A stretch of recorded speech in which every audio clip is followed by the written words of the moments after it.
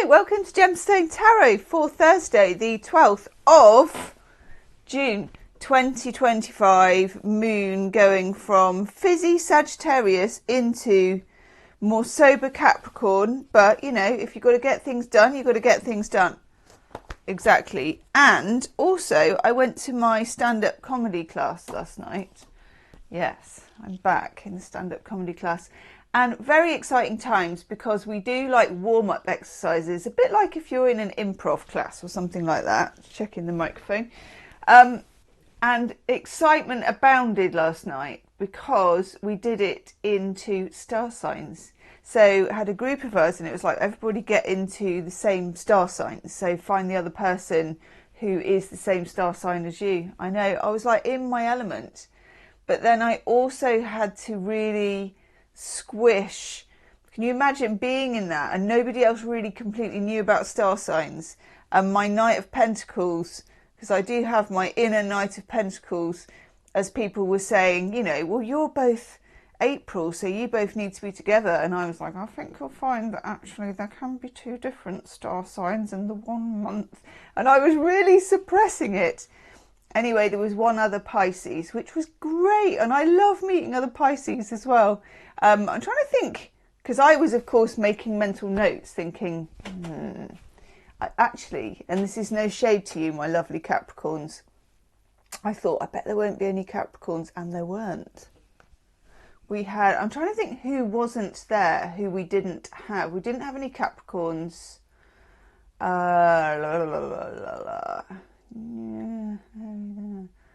had a lot of Geminis. There was a lot of Geminis. A few Cancerians as well. A couple of Taurians. We had a Virgo Libra cusp lady. She was very interesting. So we didn't actually have any full Libras. And we had a Scorpio, who I always like the Scorpio. I'm trying to think what else. Yeah, have I missed any out? No Sagittarians. No Saggies and no Capricorns. Does it mean anything? I don't know. But it was fascinating for me. And then people did a bit of chit-chat about star signs in their comedy routines. I did a bit about mine as well. And the best bit was, and you could probably imagine this, I worked with the other Pisces woman.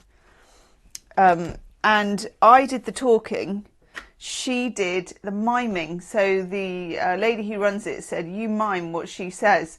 And because we're both Pisces as well, we'd sat together for the minutes that we had to prepare for it and come up with nothing, but chatted to each other and got like deeply into our lives in that 5 minutes. And then when it came to it, we literally had to improv because we had nothing written down. And it was great because I started talking about the two fishes that go in other... Let me just turn that off. That's the boy from abroad. I started talking about two fishes swimming in different directions, and then she got right into it, doing a massive fish swimming in different directions mime. She was folk lady dancing at that point. I didn't tell her that, but she did a very good job. Almost telepathic. Anywho, we are using today because Computer Man came round and told me I had to clean up my act, basically. So I've been going through just old thumbnails and all sorts of stuff, and I found this, the Adrian Tarot. Do we remember the Adrian Tarot? Adrian Tarot, a very random, at times perplexing, to be honest, tarot. So I thought, let's dig this bad boy out and have a look. Now I'm hoping we get some majors actually, because it's the majors and the court cards that are of note. Oh, what's that? That's bonkers. Bonkers. I think it might be German. Possibly. Gosh. Okay. Itchy ear. I'm going to put my readers on for this because they're a bit complex. Although I have to say hardly any picture cards have come out. But we'll do what we do.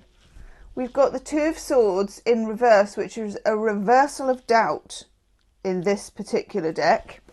When we have the Two of Swords, and I don't know if I've been, I suppose I have. That kind of energy is like a very minor, minor hanged man energy. And it can mean that you don't know why something isn't moving, but you sort of do know why something isn't moving, but you can't see it because you're blindfolded. So when it goes into reverse, it is like, if you can imagine, when I talk about the hanged man, I talk about a boulder that has a wedge under it, and you kick the wedge out and the boulder runs down the hill. Now imagine the Two of Swords as the first few stones that go down the hill to tell you that the boulder is coming. You hear the scuffling of the stones going down the hill. So you may get some scuffling, some mental scuffling, some spidey sensey scuffling, like I can feel strange things are afoot at the Circle K type scuffling, you know? Just go with that if that's what you get, and it may relate to something that's been going on for ages. I'm just trying to look at what that one is.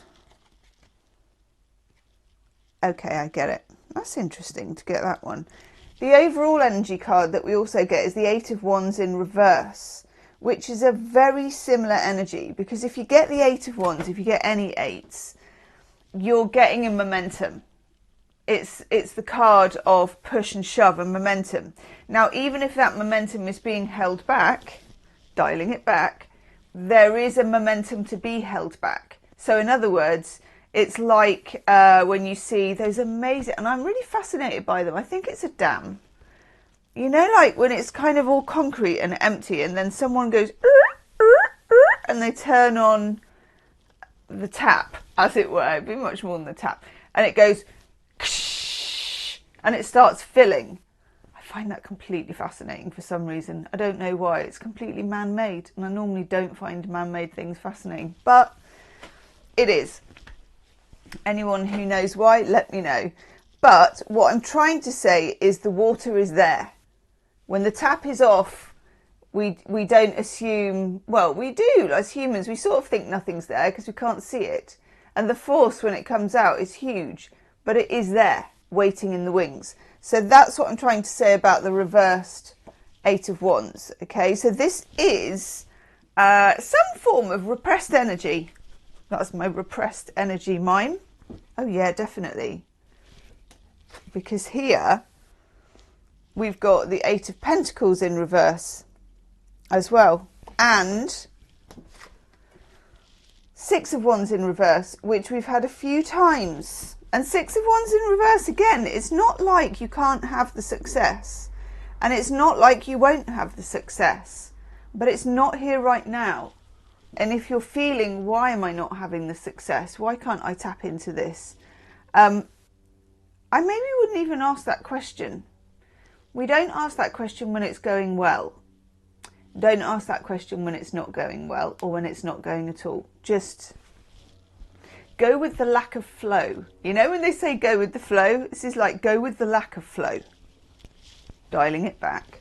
We do have, very nicely, the Ten of Cups.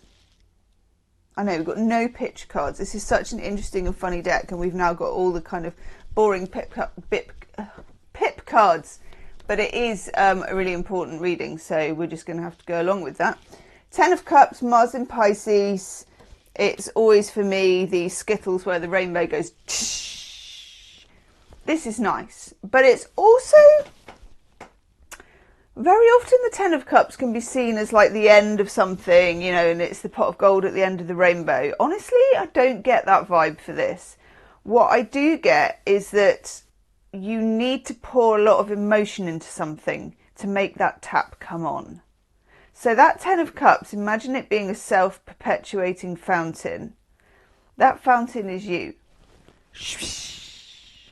And when you do that, and it's sort of, when you turn on your own tap, as it were, the rest of it will start to fill up. Okay? Yeah. Nine of Pentacles in reverse. I know there's quite a lot of reversals, but I don't think, I'm just going to check actually. No, the rest of the deck. Oh, that's so cool. The rest of the deck isn't in reverse. Sorry. I'm going to have to show you him either way. Sorry. I